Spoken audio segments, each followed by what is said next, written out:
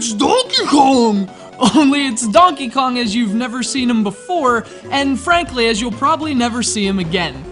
It's Donkey Kong in cartoon form. It's DK, King of Swing.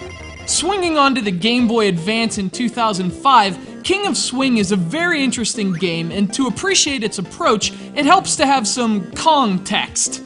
After 1999's polished yet painfully boring Donkey Kong 64, Nintendo gave the core Donkey Kong series a long sabbatical. It wasn't until more than a decade later that we'd see a proper new Donkey Kong platformer, but that doesn't mean the ape was asleep at the barrel.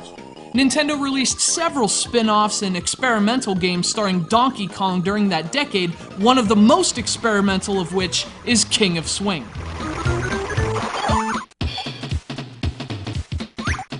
And if there's one thing you can say about King of Swing, it's that it's anything but a traditional Donkey Kong game. Not only is this not a platformer in the classic Donkey Kong or Donkey Kong Country disciplines, but it also looks dramatically different than those games. The entire DK crew was redrawn for King of Swing in a very literal sense.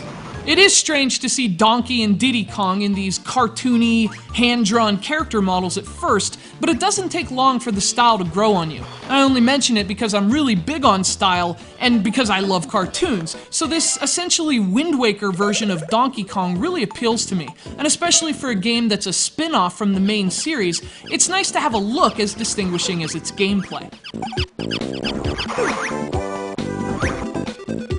Speaking of which, King of Swing stands out for more than just style. You play the entire game with just two buttons, the shoulder buttons on the Game Boy Advance, and you use those buttons to basically just swing all over the place. Instead of jumping on platforms, you have to climb pegs, swinging from one to the next to reach the top of the level.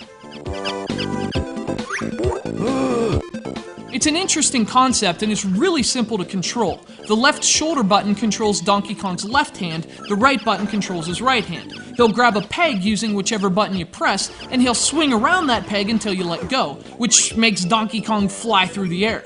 Press a button to make him grab another peg, and you repeat the process until you reach the level's endpoint. So it's basically a climbing game in which you only have control over Donkey Kong's hands, and as limiting as that may sound, the developers at Payon did a fantastic job expanding that core mechanic into a full game. King of Swing gets very challenging, confronting you with all kinds of puzzles to solve, items to collect, and enemies to destroy. Oh, Donkey Kong!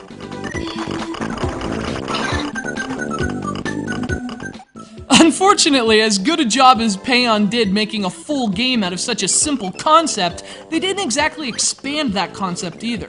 The level designs are great, and they throw lots of new stuff at you along the way, but the mechanic itself stays the same, so the game does get really tiresome after a while too. Plus, I mean, imagine how Donkey Kong feels. He's swinging around on pegs all day. We're just pressing buttons. Now, Payon would revisit the King of Swing formula with another handheld spin-off in 2007 called DK Jungle Climber, a kind of pseudo-sequel for the Nintendo DS. They made a bunch of improvements in that game, but most noticeably, they also dropped the cartoon look in favor of the classic Donkey Kong Country rendered look. So, for better or worse, depending on your taste, this is a style Nintendo may never use again for Donkey Kong. And to me, that alone makes King of Swing a noteworthy game, let alone for its clever gameplay. It's simple to control and surprisingly challenging to master, and for the novelty of its mechanics alone, DK King of Swing is one GBA game worth revisiting. By the way, this game was also sent to us by our good pal Eric from Texas, and speaking of which, Eric, there's someone here who wants to talk to you. Hey Eric, it's Donkey Kong! Thanks for sending them a copy of my game! Hey!